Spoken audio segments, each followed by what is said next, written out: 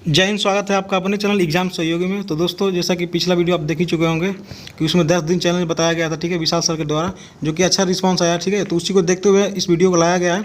इसमें बताया जाएगा आपको कि ईडी का मॉडल पेपर, ठीक है, एक मॉडल पेपर लाया हूँ, ठीक है, उसको सॉल्व कराया जाएगा आपको, और एग्जाम में कैसे प्रश्न आते हैं ये बताया जाएगा, और साथ ही साथ आपको ये बताया जाएगा कि आपको क्या एग्जाम में जो गलती होती है वो नहीं करनी है, जो हम लोगों ने गलती की थी आपको नहीं करनी है, नहीं तो इसी की वजह से, गलती की वजह से आपका नंबर कट जाता है, ठीक है। तो इसको आपको ध्यान में रखना है और ये गलती आपको नहीं करनी है। तो इस वीडियो में आपको विशाल सर बताएंगे आपको कि क्या क्या कैसे प्रश्न आते हैं, और पूरा पेपर का एनालिसिस करेंगे, ठीक है, और उसमें आपकी गलतियों को बताएंगे, तो वो गलती आपको नहीं करनी है, ठीक है। तो वीडियो के अंत तक बन रहिएगा, और यदि चैनल बनाए तो चैनल को सब्सक्राइब कर दीजिएगा, ठीक है। ऐसे वीडियो आपको मिलता रहेगा। तो आइए वीडियो को स्टार्ट करते हैं। जैसा कि आपको इसके सर ने बताया है कि इस वीडियो में हम इंजीनियरिंग ग्राफिक्स के पेपर का एनालाइज करेंगे। इस वीडियो में हम देखेंगे कि इंजीनियरिंग ग्राफिक्स के पेपर में किस टाइप से क्वेश्चन पूछे जाते हैं और कितने क्वेश्चन पूछे जाते हैं। तो मैं इसमें आपको बताऊंगा कि इस इंजीनियरिंग ग्राफिक्स के पेपर में टोटल 5 क्वेश्चन दिए रहते हैं। उन 5 क्वेश्चन में से 4 क्वेश्चन करना होता है। लेकिन इन 5 क्वेश्चनों में से पहला क्वेश्चन ऑर्थोग्राफिक का होता है, जिसको करना अनिवार्य होता है। जैसे कि जिसमें आप यहाँ पर देख सकते हैं, निर्देश में आपको दिया भी है कि पहला क्वेश्चन आपको करना अनिवार्य है। अब हम देखेंगे कि ऑर्थोग्राफी का क्वेश्चन आता कैसा है, और इसमें करना क्या होता है, किस टाइप से क्वेश्चन पूछे जाते हैं, और इसमें गलतियाँ क्या रहती हैं, और इसमें आपको सावधानियाँ क्या बरतनी है इस क्वेश्चन में, ऑर्थोग्राफी के क्वेश्चन में। तो सबसे पहले आपको ये सावधानी बरतनी है कि क्वेश्चन को आपको क्वेश्चन को पढ़ना होगा, ध्यानपूर्वक क्वेश्चन को पढ़ना होगा, और देखना होगा कि क्वेश्चन किस एंगल में पूछा है। क्वेश्चन मतलब फर्स्ट एंगल में पूछा है कि थर्ड एंगल प्रोजेक्शन पूछा है। सबसे पहले तो क्वेश्चन में इतना ध्यान तो देना पड़ेगा। फिर इसके बाद आप पढ़ेंगे, देखेंगे हिंदी लैंग्वेज में इसमें दिया है तीर ए की दिशा में देखते हुए एलिवेशन बनाना है, फिर तीर बी की दिशा में देखते हुए एलिवेशन बनाना है।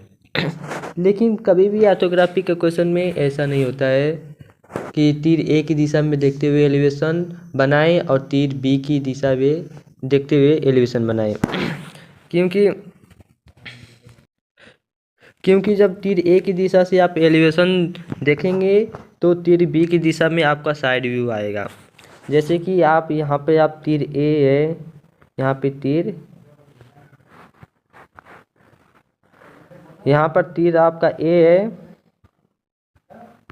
यहाँ पे बी है, ठीक।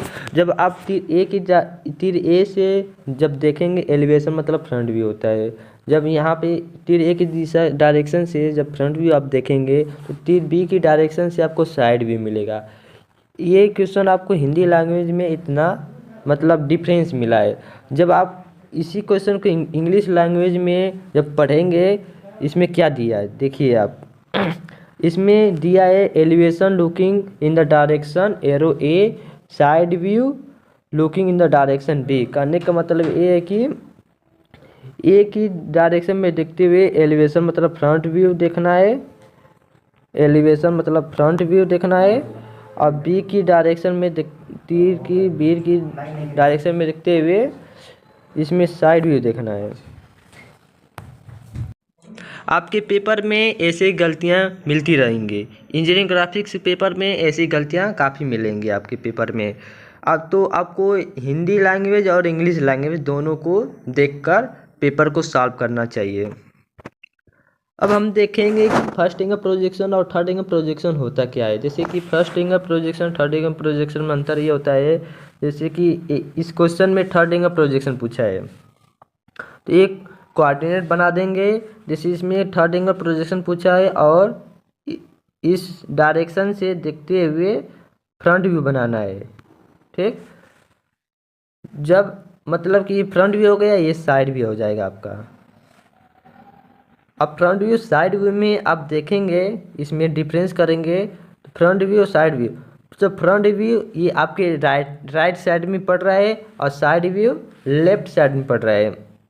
जब इसको ऑर्थोग्राफिक बनाएंगे, ये थर्ड एंगल में जब बनाएंगे जब इसको ऑर्थोग्राफिक में बनाएंगे कि फ्रंट व्यू को अगर लेफ्ट में दिया है तो लेफ्ट में ही बनेगा और राइट में दिया है तो राइट में ही बनेगा। लेकिन फ्रंट व्यू अगर लेफ्ट में दिया है तो लेफ्ट साइड नीचे बनेगा, यहाँ पर फ्रंट व्यू बनेगा। यहाँ पे लेफ्ट में दिया है तो लेफ्ट साइड में ही फ्रंट व्यू बनाए और यहाँ पर साइड व्यू बनेगा। मैं आपको बता देना चाहता हूँ, यहाँ पे फ्रंट व्यू बनेगा, यहाँ पे साइड व्यू बनेगा। लेकिन इसमें वैसे ही था, तो फ्रंट व्यू के ऊपर टॉप व्यू बनेगा। ये थर्ड एंगल प्रोजेक्शन का रूल है। और जब यही फर्स्ट एंगल प्रोजेक्शन में पूछ लेता, फर्स्ट एंगल प्रोजेक्शन में इधर से फ्रंट व्यू देखना है, ठीक, इधर से फ्रंट व्यू देखना है। फर्स्ट एंगल प्रोजेक्शन में ये लेफ्ट में तो राइट में बनेगा। अब इसी क्वेश्चन को अगर आपको फर्स्ट एंगल प्रोजेक्शन में बनाना होगा तो कैसे बनाएंगे? इधर से आपको फ्रंट व्यू देखना है, इधर से फ्रंट व्यू देखना है इस साइड से, तो इधर से साइड व्यू हो जाएगा। ये हो जाएगा आपका राइट साइड, ये हो जाएगा लेफ्ट साइड। ये राइट साइड हो जाएगा, ये लेफ्ट साइड हो जाएगा। राइट साइड वाला लेफ्ट साइड में बनेगा, यहाँ पे फ्रंट व्यू बनेगा, यहाँ पे साइड व्यू बनेगा। ये फर्स्ट एंगल प्रोजेक्शन में ऐसा ही होता है। फर्स्ट एंगल प्रोजेक्शन में लेफ्ट वाला राइट में चला जाता है, राइट वाला लेफ्ट में चला जाएगा, और फ्रंट व्यू के नीचे टॉप व्यू, तो ये तो बनता ही है, ठीक। ये फर्स्ट एंगल प्रोजेक्शन का हो गया। अब हम ऑर्थोग्राफिक को समझ गए। अब हम ऑर्थोग्राफिक को तो समझ गए। अब इसके आगे आते हैं क्वेश्चन नंबर दूसरे में। क्वेश्चन नंबर दूसरे में दो पार्ट हैं। इसमें पार्ट 1 में लेटर राइटिंग है या पार्ट 2 में सिंबल है। तो लेटर राइटिंग किस तरह से किया जाता है? तो लेटर राइटिंग के लिए इसमें 10 mm में लेटर राइटिंग करनी है। 10 mm की 10 mm डिस्टेंस की 2 लाइन खींच लेंगे इसके, और इस सेंटेंस को इंक्लाइन में बनाना है, मतलब 75 डिग्री पे बनाना है। जब भी आपको तिरछी अक्षरों में अगर लेटर लिखना है, कहेगा लेटर लिखना है, तो 75 डिग्री पे बनाएंगे आप।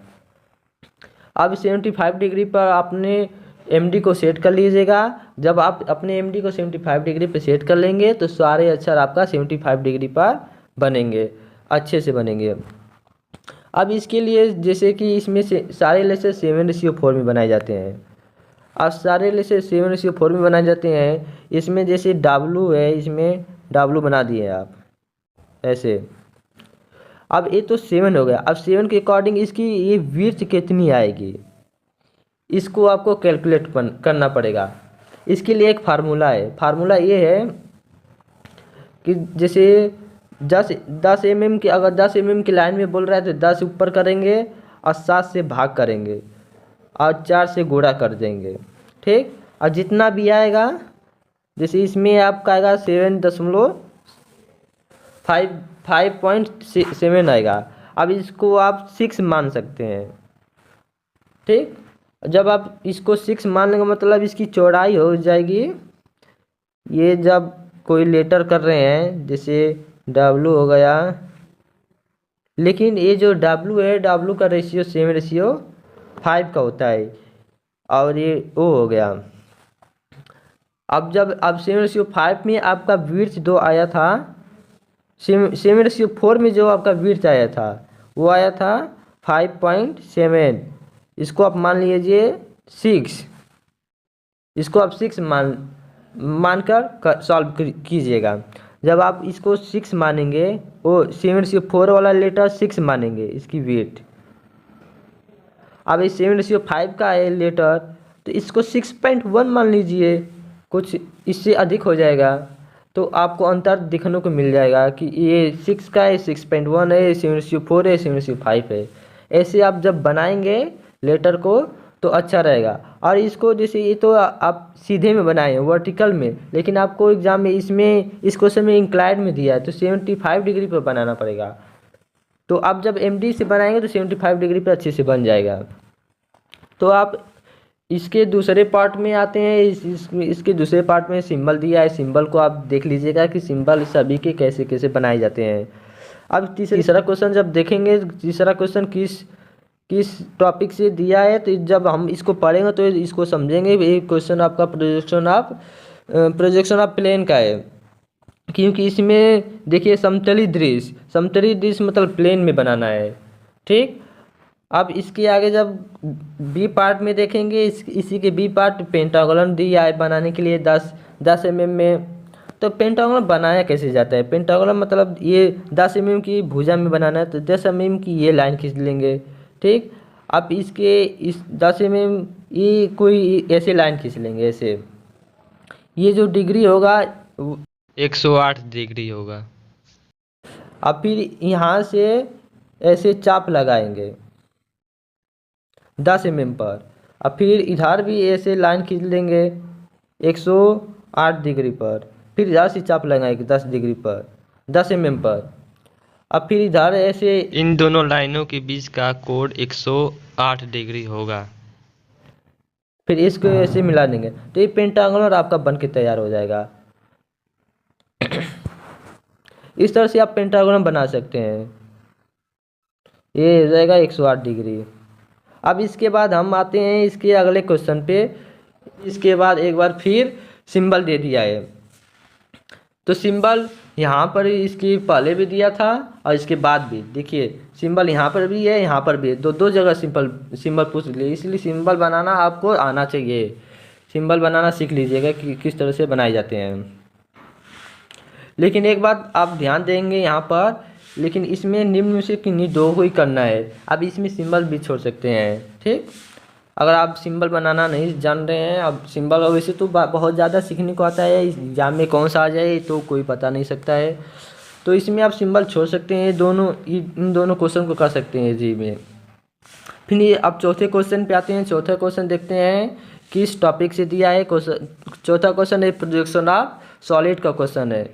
इसमें हम कैसे जानेंगे कि प्रोजेक्शन ऑफ सॉलिड का क्वेश्चन है? जब हम इस क्वेश्चन को पढ़ेंगे तो इसमें वीपी से 45 डिग्री पर और एसपी से 30 डिग्री पर झुकी हुई है।